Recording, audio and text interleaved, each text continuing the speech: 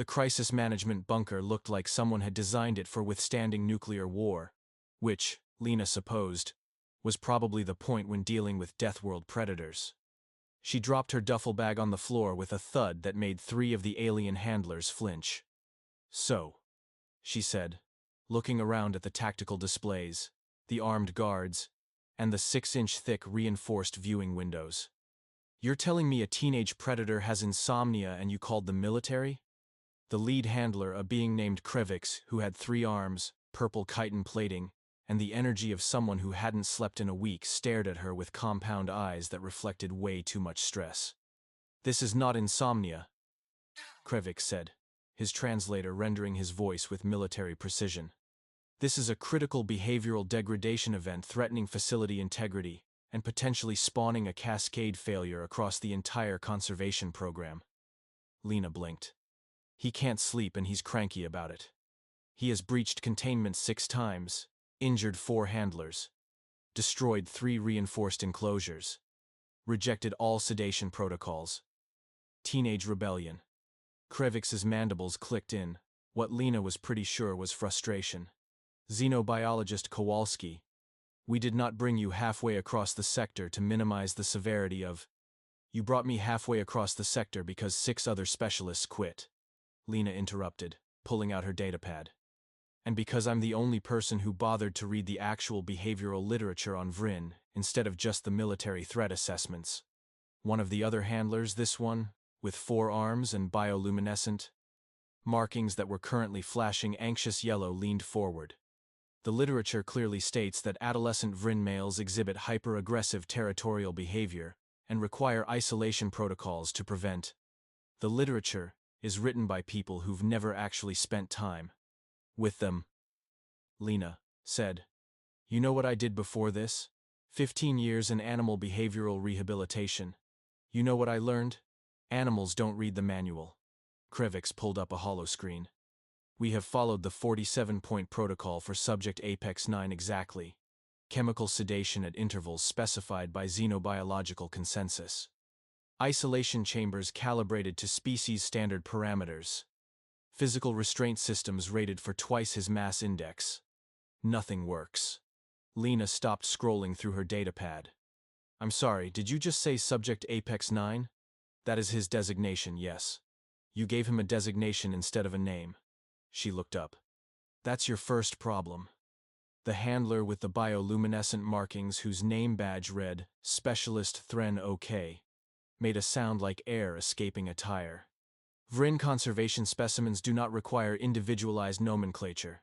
They respond to being treated like individuals," Lena said, "because that's what they are. Individual animals with individual personalities and individual needs." She stood up. "Show me the cub."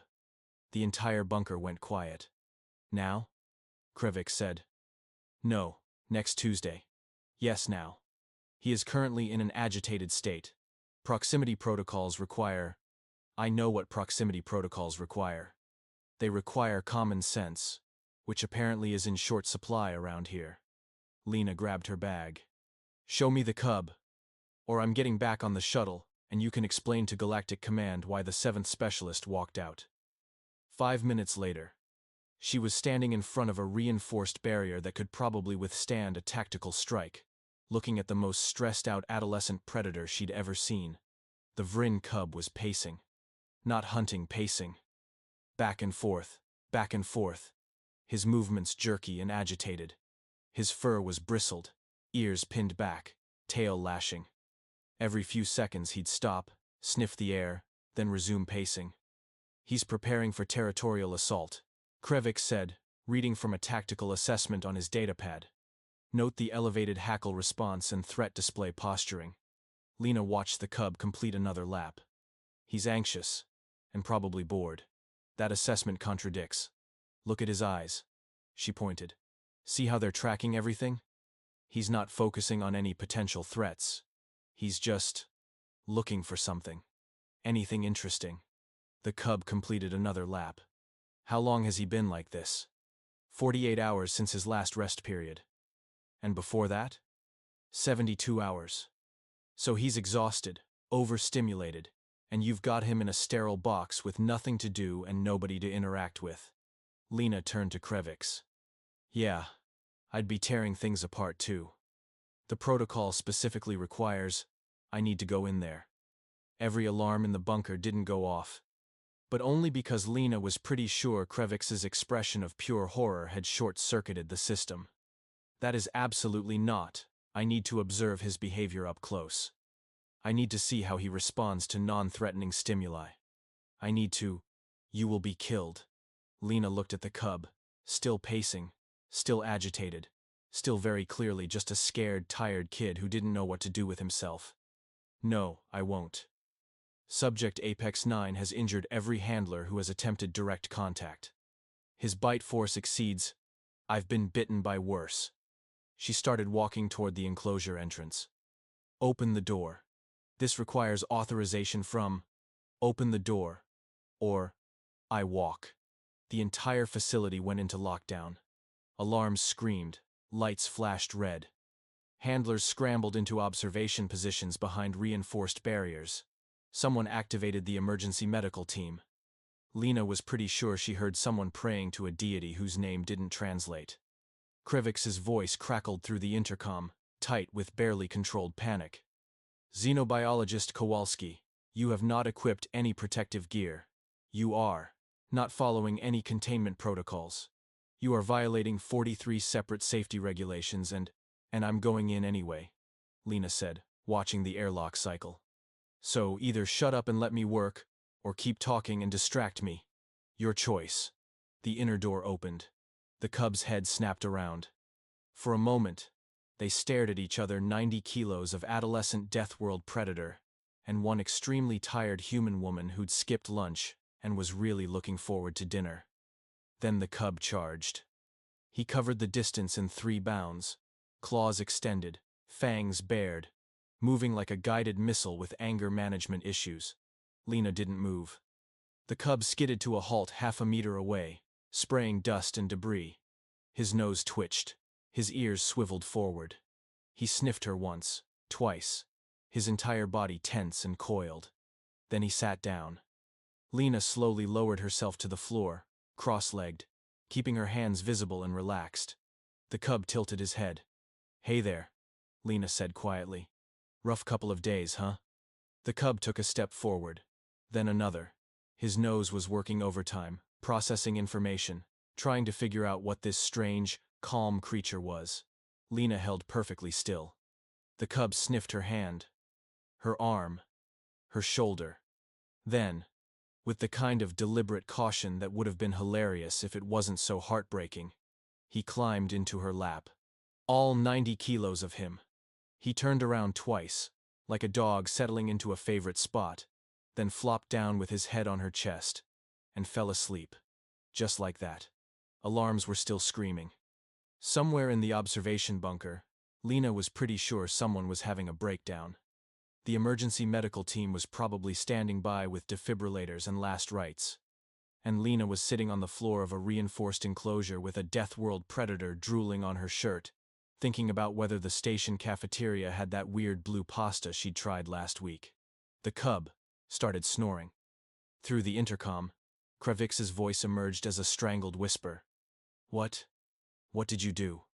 Lena looked up at the observation window, at the dozen handlers pressed against the glass with expressions of absolute horror and disbelief. I sat down, she said. You should try it sometime. The cub's breathing deepened, his body going completely slack with the kind of trust that only the truly exhausted could manage. Lena gently rested one hand on his back.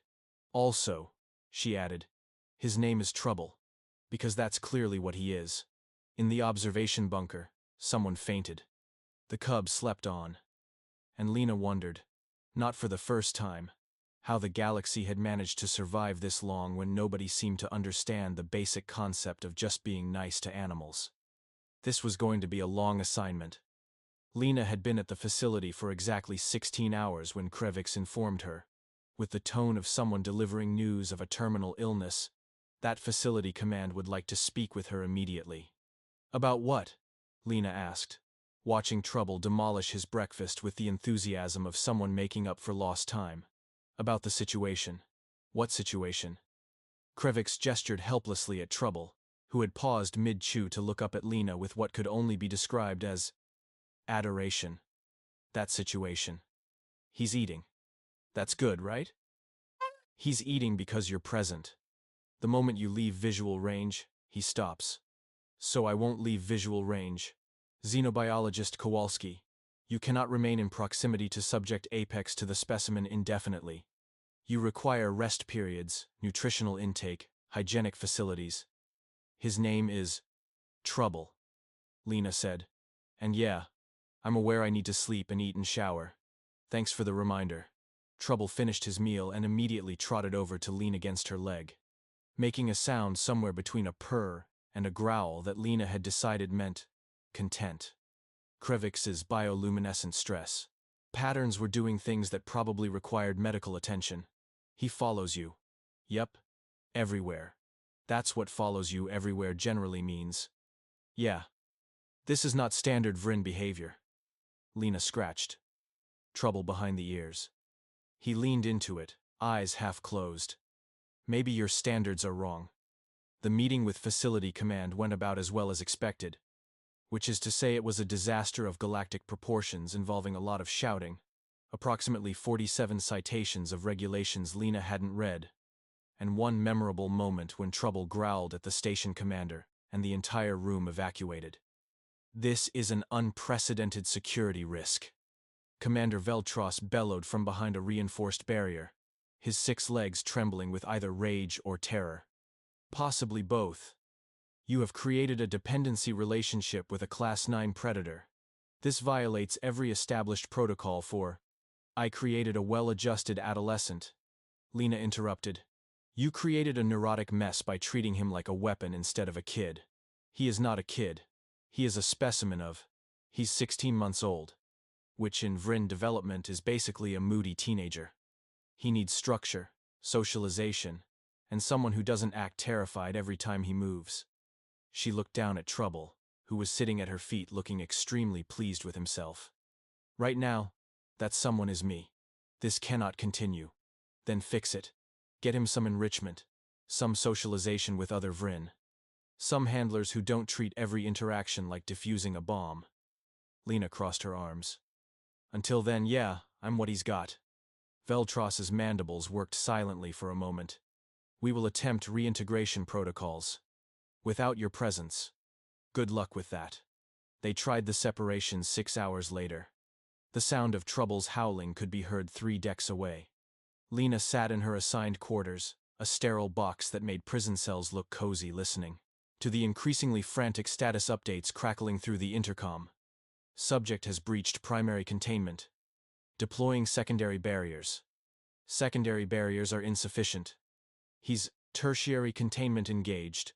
A crash that rattled the walls. Tertiary containment has failed. Lena checked her chronometer. 4 hours. They'd managed 4 hours before the emergency summons came through. Krevix's voice tight with barely suppressed panic. Xenobiologist Kowalski, your immediate presence is required in Containment Sector 9. What happened to the reintegration protocols? They have been postponed. Lena found Trouble in the wreckage of 3 reinforced enclosures, surrounded by handlers in full tactical gear, who looked like they were contemplating early retirement. He was howling a sound of pure misery that made her chest tight. She walked past the handlers, ignoring their protests, and stopped in front of him. You done being dramatic? Trouble's howl cut off mid-note. His head snapped toward her. For a moment, he just stared, as if confirming she was real and not some stress-induced hallucination. Then he launched himself at her.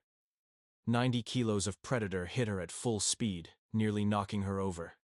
He buried his face against her chest, making sounds that were half whimper, half growl, his entire body shaking. Yeah, I missed you too, Lena muttered, running her hands over his back. But destroying 3 enclosures was a bit much, don't you think? Trouble curled against her, head on her chest, and was asleep in 30 seconds. The handlers stared in silence. So, Lena said, looking at Krevix, still want to try those reintegration protocols?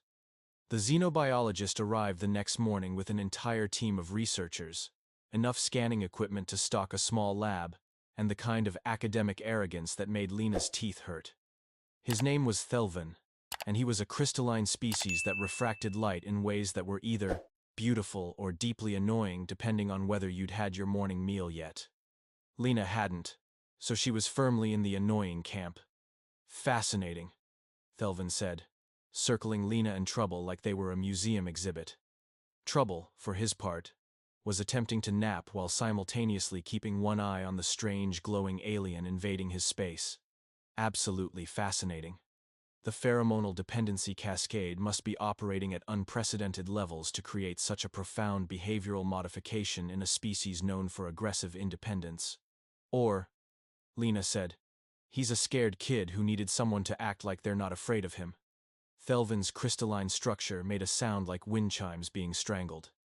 That's not scientifically viable. And yet, she gestured at Trouble, currently drooling on her boot. There must be a neurochemical mechanism. A bonding hormone synthesis pathway. Perhaps a quantum-level resonance in, or he just likes me.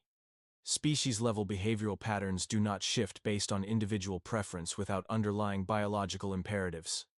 Lena gave him a long look.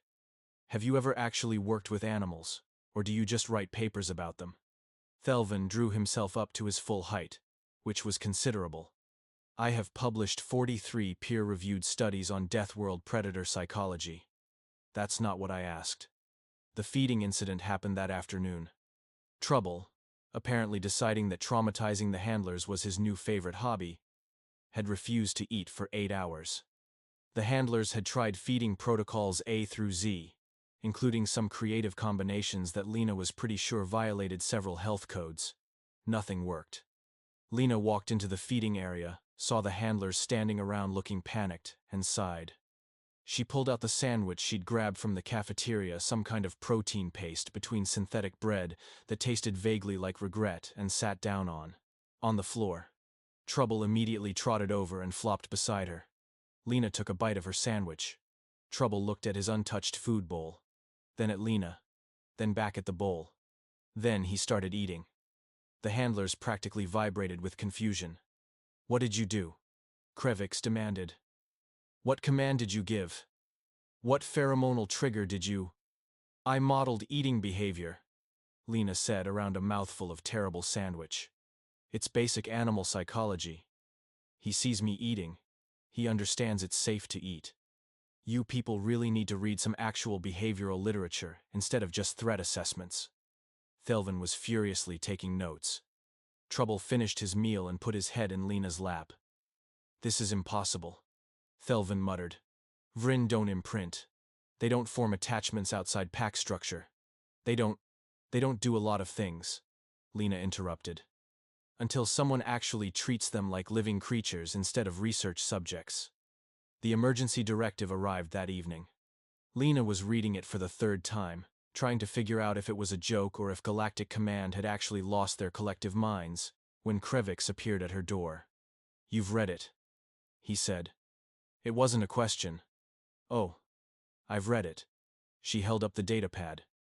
Xenobiologist Kowalski is hereby ordered to remain at Station Gamma 5 indefinitely pending resolution of critical xenobiological attachment crisis. That's one way to phrase, you're trapped. Here. The situation is unprecedented. Subject Apex Trouble exhibits critical attachment disorder. Your departure could trigger catastrophic behavioral collapse. So, I'm a hostage. You're a necessary element of facility stability. Tomato. Tomato. Krevix's translator made a confused noise. That expression doesn't translate, I know. Lena set down the datapad. Anything else I should know about this critical attachment crisis? Krevix's bioluminescent patterns flickered through. About 6 different anxiety colors. There is one additional complication. Of course there is. 3 adult Vrynn have begun following you during your facility movements. This is, according to all known behavioral literature, impossible. Adult Vrynn do not form attachments to non-pack members.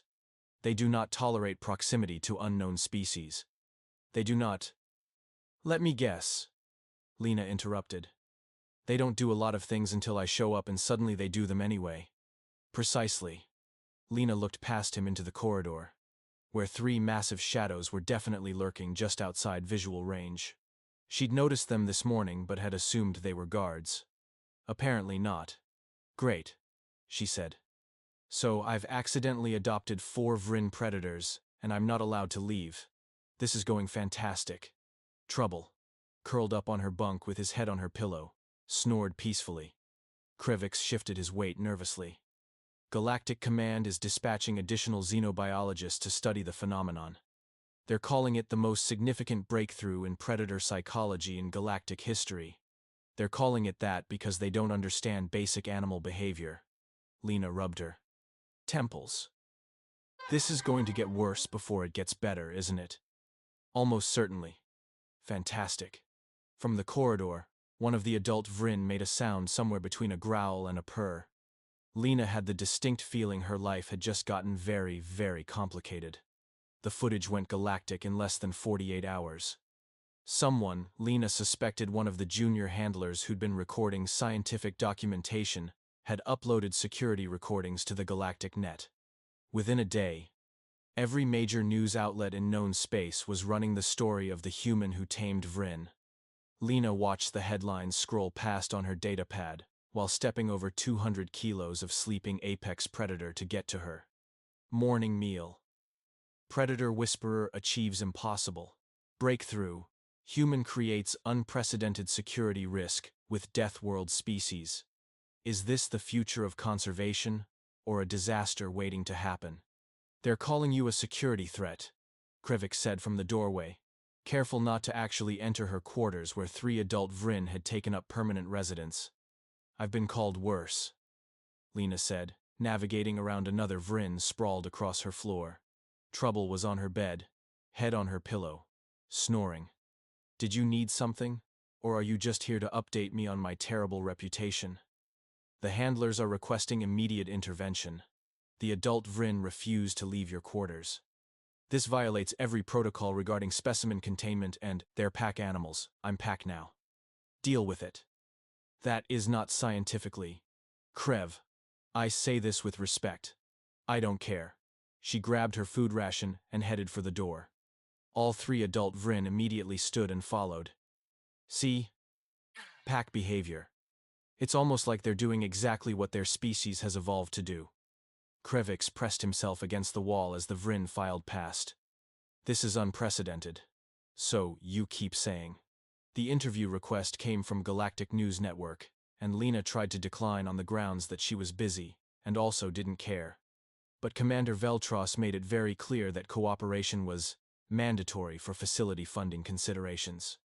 So, she found herself sitting in a conference room with Trouble at her feet, while a floating gas cloud, species named reporting entity, Vex, then asked her increasingly stupid questions. How did you achieve the impossible? Vex then asked, their gaseous form shimmering with what Lena assumed was excitement. What technique allowed you to bypass 10,000 years of established Vrynn behavioral patterns? I treated him like an individual, instead of a problem to solve. But the dominance hierarchies, are you interviewing me, or your textbook? Vex then's form, rippled with what might have been confusion or offense. I'm attempting to understand the scientific mechanism by which Trouble growled. It was a low sound, barely audible, but Vex's then's gaseous form immediately dispersed in panic and fled through the ventilation system. Lena looked down at Trouble. Was that really necessary? Trouble put his head back on her foot and closed his eyes. Yeah, that's what I thought. The copycat incident happened 3 days later. Lena was reviewing behavioral reports, all of them wrong, most of them hilariously so, when Krevix appeared at her door with the specific energy of someone about to deliver very bad news. What happened? Lena asked. Several handlers attempted to replicate your techniques with other aggressive specimens. And it went poorly. Define poorly. No injuries, but substantial screaming. From both handlers and specimens. Lena found the handlers in the medical bay, looking traumatized and possibly reconsidering their career choices. They'd tried sitting calmly with aggressive predators like they'd seen Lena do. The predators had responded by doing exactly what predators do when something's wrong. They'd gotten more aggressive. You can't fake calm, Lena explained, watching one handler's bioluminescent stress patterns cycle through colors that probably required medical intervention. They smell fear at a molecular level. If you're terrified, they know. If you're pretending not to be terrified, they definitely know. So, how do you remain calm? 7. Krevix asked. What technique do you employ to suppress fear responses? I don't suppress them. I just don't have them. You experience no fear when confronting Deathworld predators? I've been bitten by worse things on Earth. Relax.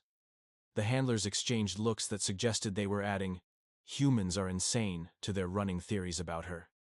The academic papers started appearing that week. Lena read them with increasing disbelief and occasional bursts of laughter that made Trouble lift his head in concern. Quantum resonance in human Vrynn neural bonding. Pheromonal cascade mechanisms in cross-species attachment disorder. The role of undiscovered human biochemistry in predator domestication. They think you're emitting pheromones, Krevix said when she showed him the latest paper. I'm emitting exactly 0 pheromones. I'm just not acting like prey. That explanation is too simple. Reality usually is. The separation test was Commander Veltros's idea, and Lena knew it was a terrible plan the moment he proposed it. We must determine if the dependency is mutual or unidirectional, Veltros announced during the morning briefing. You will leave the facility for 24 hours. We will observe Subject App Trouble's behavioral responses in your absence. This is a bad idea, Lena said. It's a necessary experiment. It's going to end with property damage and a lot of paperwork. Your objection is noted and overruled. Lena left 6 hours later on a supply shuttle. After giving Trouble a very thorough explanation that she was coming back, and he needed to not destroy anything while she was gone. He'd stared at her with those dark eyes and made a sound that was definitely disagreement. I know, she'd said. But orders are orders. I'll be back tomorrow. She made it 4 hours before the emergency messages started. Hour 1. Subject Trouble has refused his meal. Hour 2. Subject Trouble has begun vocalizing distress calls. Hour 4. Adult Vrynn are exhibiting aggressive behavior toward handlers. Hour 6. Facility is in lockdown. Subject Trouble has stopped eating entirely. Adult Vrynn have breached containment. Sector 5. Request immediate return of xenobiologist Kowalski. Lena took her time getting back to the shuttle. You wanted data, she told Veltros over the comm. You got data. Maybe listen to the expert next time? The station was in full crisis mode when she docked. Alarms. Screaming.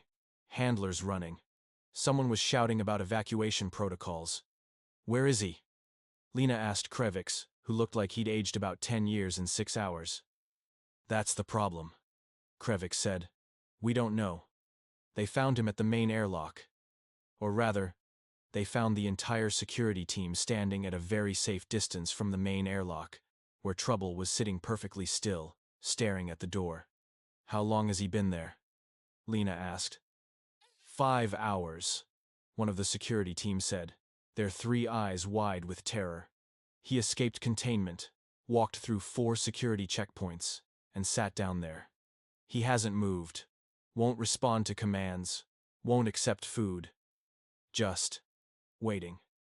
The entire station was on lockdown because nobody knew what to do with a Deathworld predator who was just sitting there, waiting for his human to come home. Lena walked toward the airlock. Xenobiologist Kowalski. Wait. Krevix started. She ignored him. The airlock cycled. The door opened. Trouble's head came up. For a moment, they just looked at each other, one 90-kilo adolescent predator who'd spent 5 hours waiting, and one very tired human who'd told him she'd come back. Then Trouble stood, walked over, and put his head on her chest. He was standing up. All 90 kilos of apex predator, standing there with his head pressed against her sternum, making sounds that were half whimper, half purr, and then he fell asleep. Just like that. Standing up, head on her chest, supported entirely by the trust that she wouldn't let him fall. Behind her, Lena heard someone whisper, That's impossible. Yeah, she muttered, wrapping her arms around Trouble's neck to keep him upright. Add it to the list. The security team was staring. The handlers were staring. Somewhere, Lena was sure, Galactic Command was losing whatever they had instead of minds. And Trouble was asleep, finally, standing up in the middle of the airlock with his head on her chest, because, apparently, impossible was just another word for things Lena did before lunch. Someone want to help me get him to a proper sleeping spot? She called out. Nobody moved. Or I can just stand here all night. That works too. Krevix finally stepped forward, his movements careful and slow. I will. Assist. Together, they managed to get Trouble to Lena's quarters, where he immediately claimed her bed again and refused to let go of her hand. The adult Vrynn filed back in, taking up their usual positions around the room. The facility slowly stepped down from crisis mode. And Lena sat on the edge of her bed, one hand tangled in Trouble's fur, and wondered how her life had become this. The galaxy is watching, Krivix said from the doorway. The galaxy needs a hobby. They're calling this the most significant breakthrough in xenobiology in a century. They're calling it that because they overthink everything. She looked down at Trouble, sleeping peacefully for the first time in hours. He's not a breakthrough. He's a scared kid who needed someone to show up and stay. Krevix was quiet for a moment. He. That may be the most human thing I've ever heard. I'm going to take that as a compliment. It was meant as one. Outside, the station hummed with activity. News feeds buzzed with updates. Academic papers multiplied. Somewhere, someone was probably writing new protocols. And in a small quarters on Station Gamma 5, a human and 4 Vrynn slept in a pile that violated approximately 63 safety regulations. Nobody tried to separate them again. The official contract arrived 3 weeks later, delivered by Commander Veltros himself. Human Predator Integration Specialist. Lena read aloud. Unprecedented salary, full diplomatic immunity, you're bribing me to stay. We're compensating you for preventing galactic crisis, Veltros corrected. Tomato tomato. That idiom doesn't translate. Story of my life. She kept reading. You want me to teach other people how to do this. The galaxy requires your expertise. The galaxy requires basic common sense, but sure. She looked up. What if I say no? Veltros's silence was answer enough. She signed. The training program was a disaster from day one. Lena stood in front of 20 handlers, all taking frantic notes. Lesson 1. Stop treating them like weapons. They're animals. A handler raised an appendage. But the behavioral threat. Assessments. I don't care. If you approach them like bombs, they'll act like bombs. Lesson 2. Body language matters more than words. Lesson 3. If you're scared, they know. Get over it. An insectoid handler's antennae twitched. But fear is involuntary. Then work on it. You can't fake calm around apex predators. Krevix made a note. Humans have the most illogical teaching methods. You can't learn this from notes, Lena said. You have to feel it. Trouble yawned. Half the class flinched. The academic conference was packed with xenobiologists desperate to explain what Lena had done. Thelvin's presentation. Neurobiochemical synchronization in human Vrynn bonding dynamics. Lena sat in the back with Trouble. The paper was 90% wrong. During questions, she raised her hand. Have you considered they just like me? The auditorium went silent. That's reductive, Thelvin said. That's accurate. I treat them with respect. I don't act afraid. They respond positively. Basic social interaction. Trouble yawned, showing teeth. The entire auditorium flinched. See? He's tired, not threatening. You expect threats, so you see threats. That's your problem. The requests multiplied within days. Aggressive Thorian hive mind won't stop screaming. Crystalline juveniles exhibiting self-destructive behavior. Death world amphibian species rejecting all handlers. I'm a veterinary behaviorist, not a miracle worker, Lena said. The galaxy disagrees, Krevix replied, delivering more requests. Reports arrived of other Humans forming impossible bonds. Greaves with a crystalline swarm mind. Okoye. Sleeping with acid spitters. Baptiste befriending void hunters. We're really good at befriending things that want to kill us, Lena muttered. Species-wide compulsion. We see something dangerous and think, I bet I could pet that. That should be an evolutionary disadvantage. And yet here we are. She looked at Trouble asleep on her lap. The galaxy's going to rewrite all the manuals, isn't it? They already are. That night, Lena lay in her quarters with Trouble on her chest, 3 adult Vrynn around her bed. Her datapad showed endless messages, consultation requests, interview requests, status reports, and one from Earth.